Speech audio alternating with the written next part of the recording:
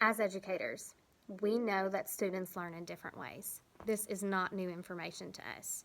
However, we are putting students who learn in different ways in the same type of learning environment. We're sitting them at desks, we're sitting them at chairs.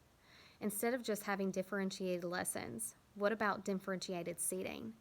Usually, when people hear the word differentiation, they think of the different leveled tasks, the different leveled assignments.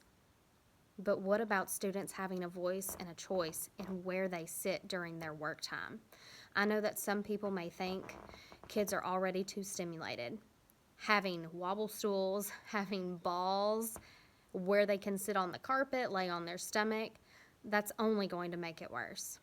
While at first that may be true, it stops because students realize that they like having a voice, they like having a choice, and they can then figure out for themselves, I work best if I'm sitting on a ball, or I play while I'm on the ball, so a ball is not a good choice for me. Students know whether they are using a space as a working space or whether they are using a space as a play space. Now, during my whole group instruction, students do have an assigned spot where they are to stay during whole group instruction to provide a little more structure during that time. However, during independent work time, students are able to choose a spot for themselves around the room. Flexible seating does not mean flexible rules.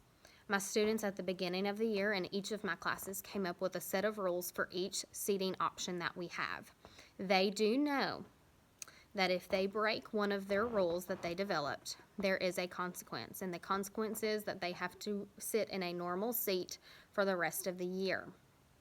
However, I very rarely, I think I've had to do it once, is sit someone in a normal seat because they are using a seat inappropriately. They love having a voice and a choice in where they are sitting.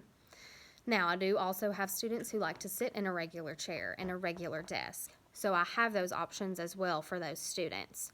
Students are differentiating their seating option based on how they work best. They are doing it themselves, not me.